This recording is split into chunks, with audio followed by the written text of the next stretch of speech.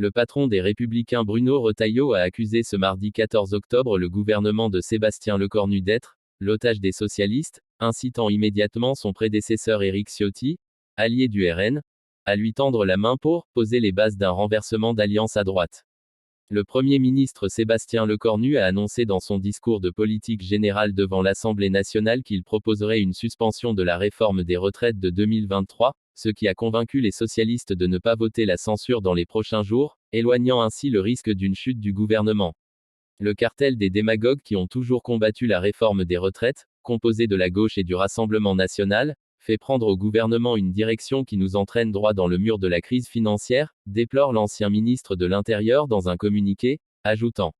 La gauche n'est pas au gouvernement mais elle le dirige. Le gouvernement fait payer aux Français un prix considérable. L'absence de toute mesure pour réduire l'immigration annonce, en creux, l'abandon d'une politique de fermeté que réclame pourtant une écrasante majorité de Français et que met en place la quasi-totalité des pays européens, a-t-il déploré.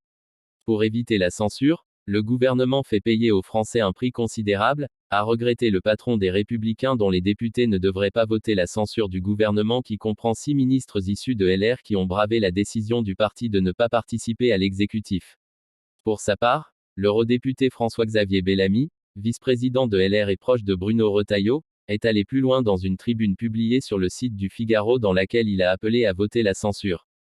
Je ne suis pas député à l'Assemblée nationale, mais si je l'étais aujourd'hui, je voterai pour la censure, a-t-il écrit.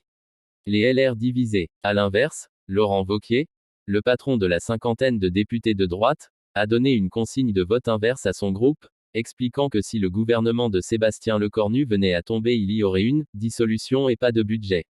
Nous ne ferons pas partie des extrêmes qui font tomber les premiers ministres, a-t-il affirmé devant l'Assemblée, en contradiction avec la direction du parti. Pour sa part, l'ancien président de LR Éric Ciotti, qui a déploré lui aussi que Sébastien Lecornu soit l'otage consentant des socialistes, a lancé un appel à Bruno Retailleau sur le réseau social X. Le député des Alpes-Maritimes, qui a fait alliance avec le Rassemblement national l'an dernier, a proposé au patron des Républicains une rencontre pour poser les bases d'un renversement d'alliance à droite avec le RN.